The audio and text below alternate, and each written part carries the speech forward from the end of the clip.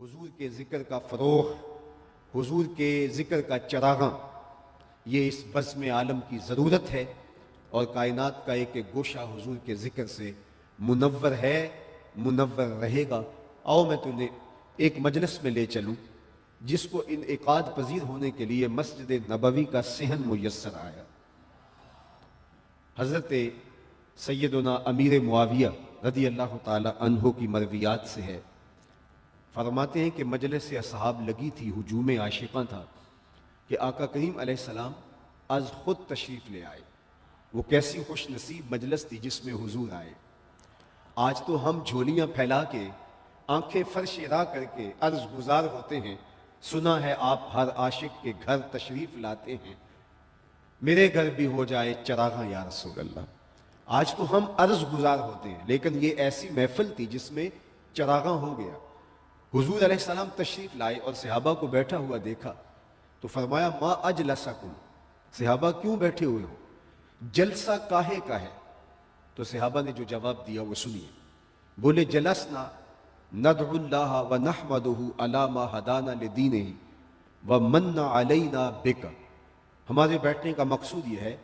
کہ ہم اللہ کے حضور دعائیں پیش کر رہے ہیں، اس کی حمد بول رہے ہیں، اس کا شکرانہ ادا کر رہے ہیں اس بات پر کہ اس نے ہمیں ہدایت دین عطا فرمائی، اور اس بات پر اس کا شکرانہ ادا کر رہے ہیں کہ آپ نصیب ہوئے، آپ عطا کر دیے گئے، آپ جیسا ہادی نصیب کر دیا گیا۔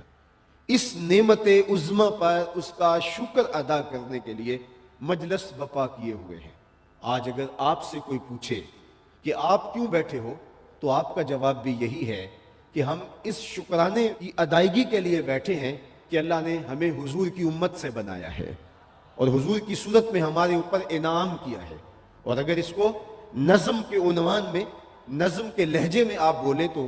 آپ کا جواب یہ ہوگا کہ فضل رب العلا اور کیا چاہیے، مل گئے مصطفیٰ اور کیا چاہیے۔ تو صحابہ نے عرض کی حضور ہمارے بیٹھنے کا مقصود یہ ہے کہ ہم شکرانہ ادا کر رہے ہیں کہ اس نے ہمیں ہدایت دین دی اور آپ کی صورت میں ہمارے اوپر انعام فرمایا۔ بات تو سادہ سی تھی، لیکن حضور نے فرمایا کیا تم اس بات پہ قسم دے سکتے ہو کہ تم اسی لیے بیٹھے ہو، تمہارے بیٹھنے کا کوئی اور مقصود نہیں ہے؟ تو برجستہ عرض گزار ہوئے جی حضور ہم اسی لیے بیٹھے، ہم اس پہ حلف دیتے ہیں، ہم قسم اٹھاتے ہیں۔ باقاعدہ صحابہ نے حلف دیا، قسم اٹھائی۔ جب وہ قسم دے چکے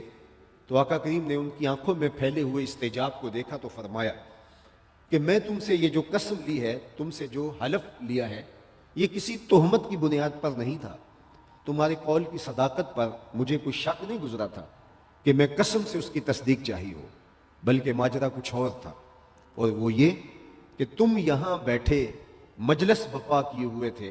اور میں حجرہ میں بیٹھا تھا، اتانی جبریل علیہ السلام فاخبرنی ان اللہ یباہی بکم الملائکہ، جبریل نے مجھے آ کے کہا محبوب ذرا باہر تو نکل کے دیکھو، آپ کے صحابہ کے اس عمل پر اللہ فرشتوں میں ناز کر رہا ہے، اللہ فخر کر رہا ہے ملائے اعلیٰ میں کہ میں نے دیکھو ان کو نعمت دی تھی، یہ اس کا شکرانہ ادا کر رہے ہیں۔ اللہ کی رحمتوں سے کوئی بعید نہیں ہے کہ آج کی مجلس بھی قبول کر لی جائے۔